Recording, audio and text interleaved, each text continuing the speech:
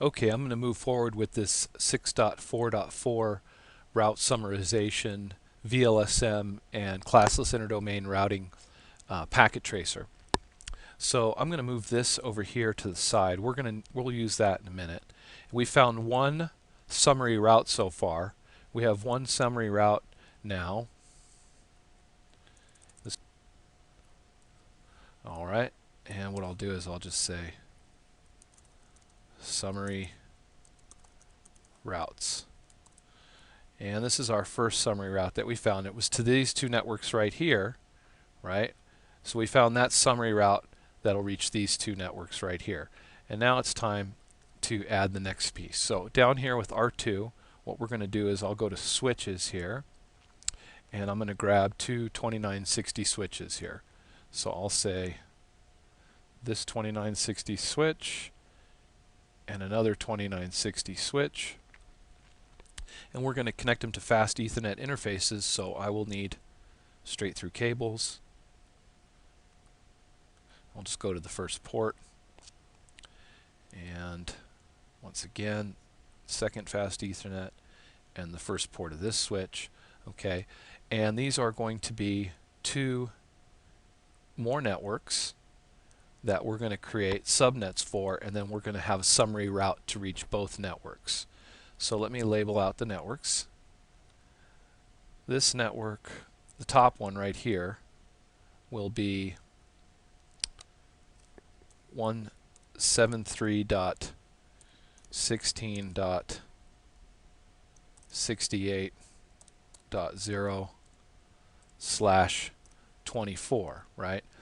And /24 is normally a classful subnet mask, but that's for a class C address, and this is a class B address, so this is definitely classless, right? And then we'll do another one here for this network down here. This one will be 173.16.69.0/24. So there are our two networks, and what I'll do is I'll just put this here and this one here, and we'll call this, for this switch, we'll call this LAN 1, and this switch will say, I'm going to name it LAN 2, and then this will be LAN 3, and this will be LAN 4, just to make things easier. All right.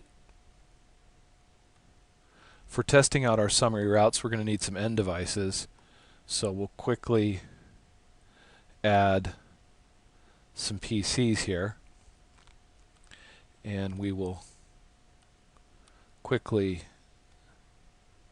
cable them up, okay, and we'll put them on these LANs so that we can test in the future. So we'll go to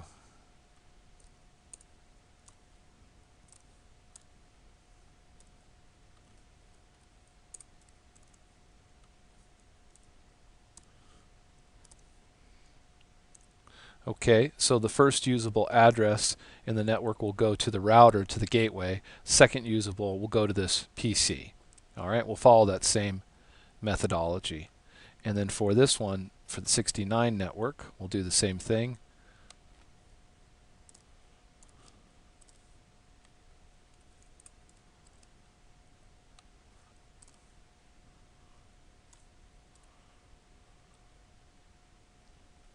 All right, so we have our two hosts set up. Now we have to configure the router's fast Ethernet ports, fast Ethernet 00 and 01.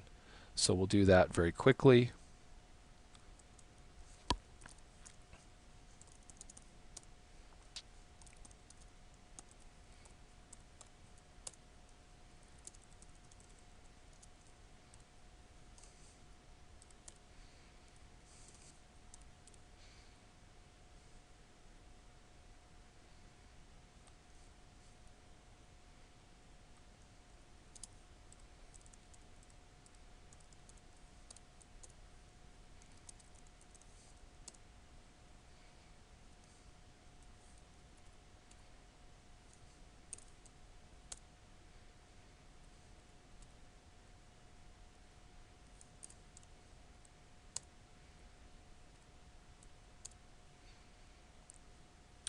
Okay, and now we have both interfaces configured, and so now the switch is coming up, and so we have 173.16.68.1 on this router interface, and on this router interface we have 173.16.69.1.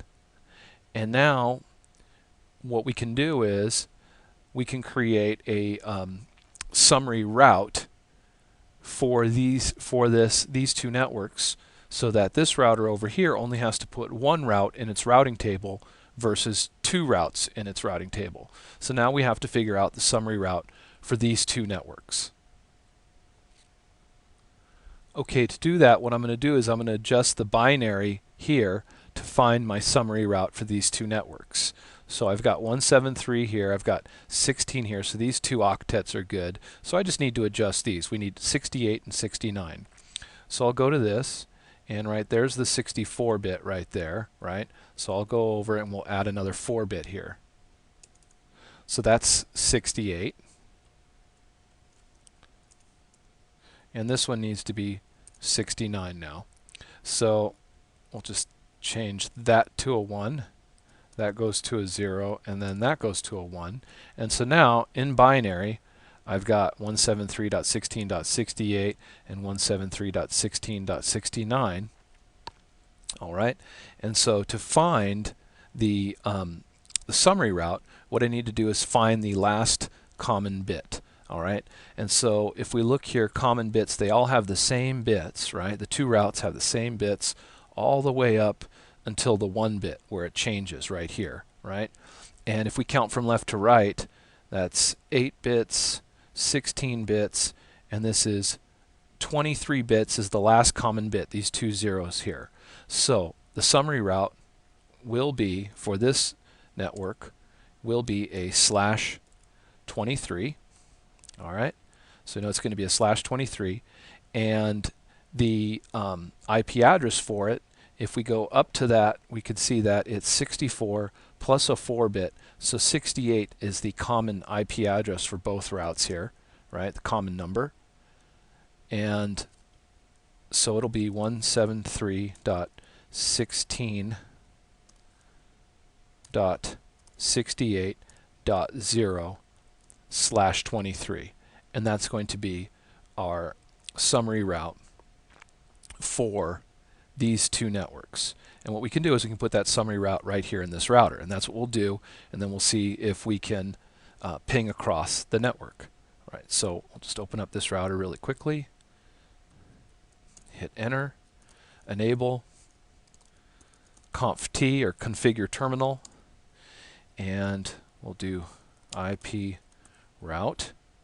I've already forgotten what it is here. Okay, IP route to 173.16.68.0, right? But we have to put in the subnet mask, which is going to be /23, which is going to be 255.255.254, right?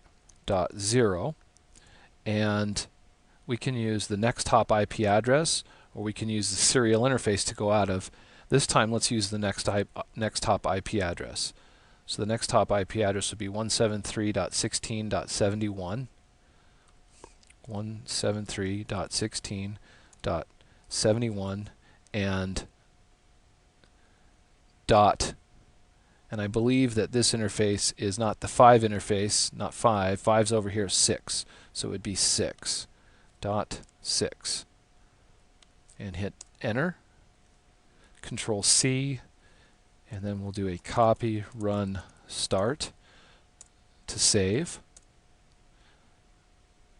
And now we have a summary route for these two networks in our configuration. If we look at the configuration, show running config, you can see that there is our summary route in our running configuration file to the 68.0 network with this subnet mask. This is the next hop router that we're going to go to. So there's your static route. If we look at our routing table, show IP route, you can see that we have a static route. It has administrative distance of 1 because it's a static route. Connected routes have administrative distance of 0 via this next hop interface, right? So we should be able to ping from these hosts across to these hosts. So, well, let's ping from here to here and see if that works. 69.2, 173.16.69.2. Ping 173.16.69.2. And there's the reply. If we were to do it again, you can see now we get all replies. So it worked.